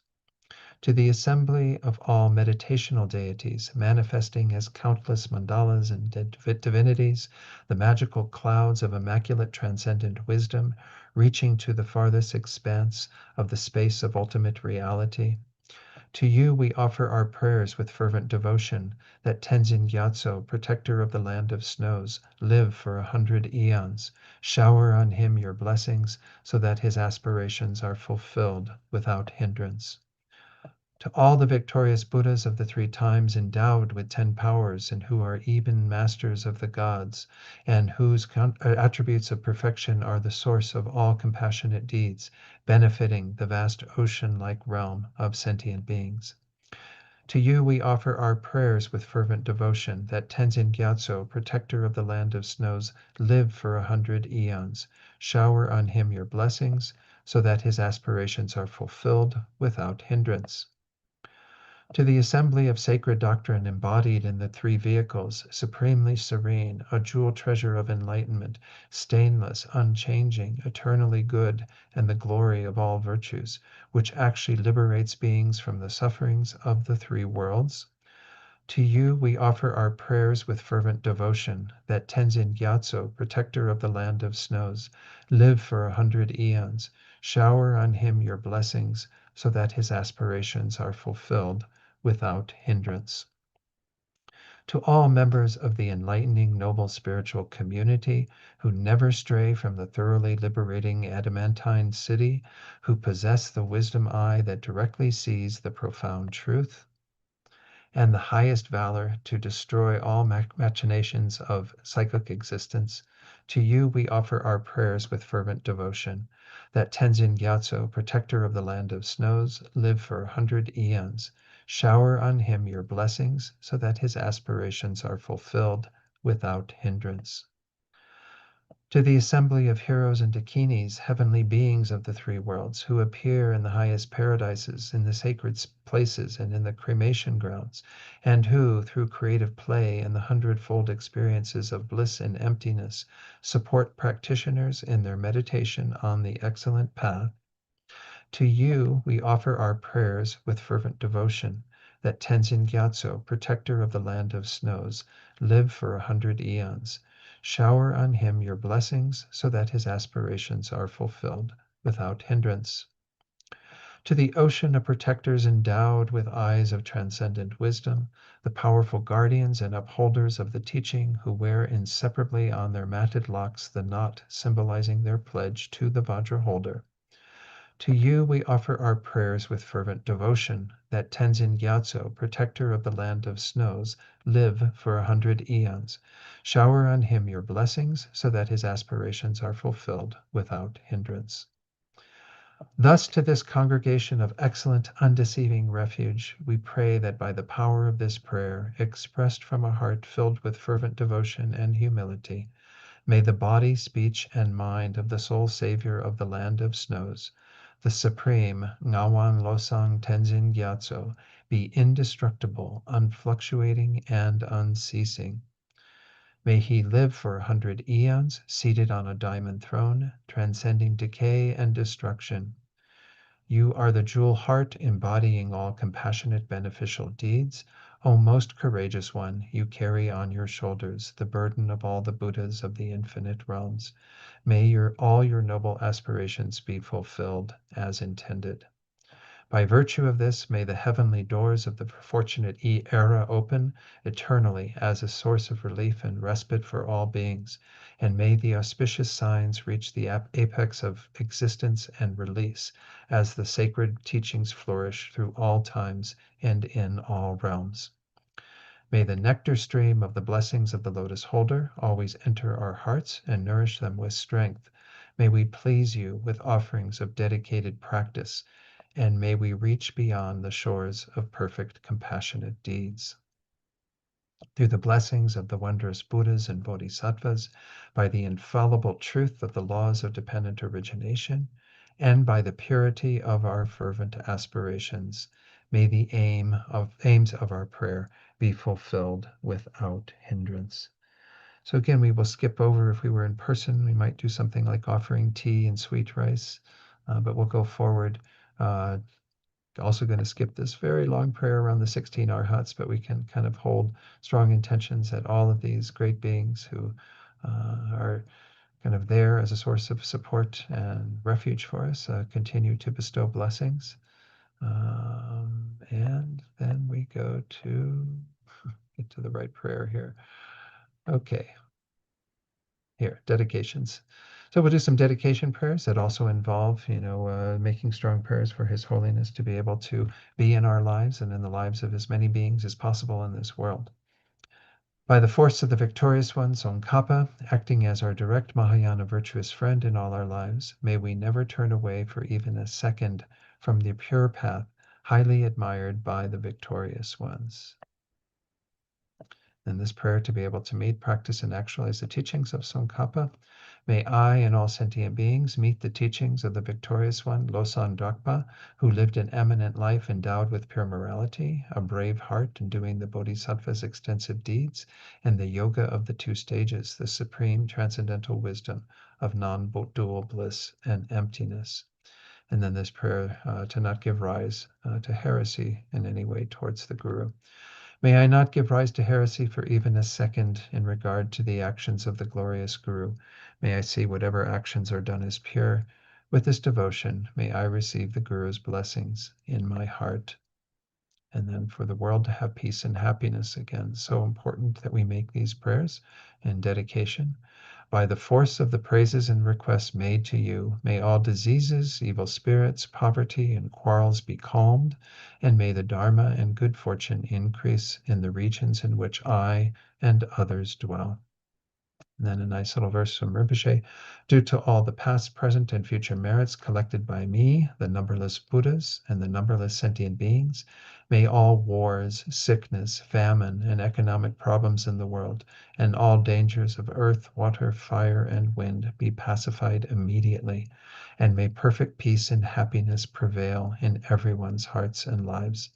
By their generating loving kindness, compassion, and bodhicitta, may the Buddha Dharma last for a long time, and may the sentient beings in this world meet the Buddha Dharma and achieve enlightenment as quickly as possible. And then this wonderful prayer that is in line with the teachings that we had today on kindness, to be able to cherish all beings and hold them very dear. Determined to obtain the greatest possible benefit from all sentient beings who are more precious than a wish-fulfilling jewel, I shall hold them most dear at all times. So it's the first verse from the 8 verses of Thought Transformation by Langri Tangpa. And then we seal the merits with emptiness. Due to this virtue, may I quickly become a Guru Buddha and lead all transmigratory beings without exception to that state. And so we do that, especially around emptiness, through Rinpoche's words in the following. Due to all the past, present, and future merits collected by me, the numberless Buddhas and the numberless sentient beings, which are completely empty of existing from their own side, may I, who am completely empty of existing from my own side, achieve the state of full enlightenment, which is completely empty of existing from its own side, and lead all sentient beings who are completely empty of existing from their own side to that state, which is completely empty of existing from its own side, by myself alone, who am completely empty of existing from my own side. So it's 10 o'clock here, noon there. I think maybe we do have some additional prayers that could be done, but it feels pretty complete to me to have done these prayers together. If you want to do additional practice and prayers for His Holiness today, it's very auspicious to do that, to recall his incredible kindness and to want him to continue to be in this world and to benefit, again, us and all beings, because we know his concern extends to all beings in this world and even beyond this world. So, any final comments from anyone? Anyone from Lama Yeshe Ling want to say anything? I don't know. Dave? Thank you. Thank you. You put a lot of effort into this, and it was wonderful. Thank you so much. Oh, you're very welcome, Dave. Thank you all for inviting me to do this. I mean, I just am pleased as punch, as they say, to have the opportunity to, share His Holiness's birthday with all of you. Again, do some acts of kindness today and every day, in honor of His Holiness. This is really once more what he wants for you to do, as well as for the world around us. So blessings to all of you. Thank you again for inviting me, and be well. And I'll see you again soon, hopefully. Hopefully. Okay. Yes. Thank you so much. Bye. Thank you. Yes, All right, yes, Don. everyone. Thank you so Be much. well. And we hope you do come back again soon.